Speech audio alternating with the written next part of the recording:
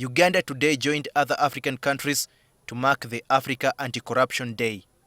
The African Union designated 11th July as the African Anti-Corruption Day to reflect on the efforts put up by the continent's nations in the fight against corruption.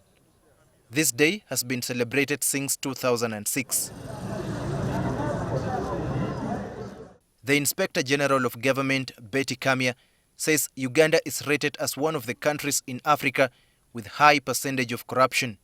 Uganda has in the past 5 years scored between 25 and 27% out of 100% according to the Continental Corruption Perception Index. Uganda loses close to 10 trillion shillings per year. This is about $2.5 billion per year in both direct and indirect corruption. This translates to about 23% of the annual budget of Uganda and 44% of the domestic revenue collected in Uganda. The Inspectorate of Government has over the years undertaken several initiatives to curb the vice. Some of them include measures to conduct prosecutions and arrests and to promote declaration of assets, especially by the civil servants. The IGG has also conducted spot checks in government institutions like schools, hospitals, ministries, among others, to establish how public funds are spent.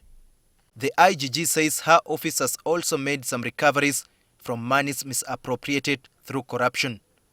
The agency had by December last year recovered some 2.3 billion shillings. The Inspectorate of Government has now decided to engage directly with the citizens in the fight against corruption with the hope of bringing the vice down. Under this approach, the Inspectorate will recruit all citizens at all levels to be ambassadors of anti-corruption.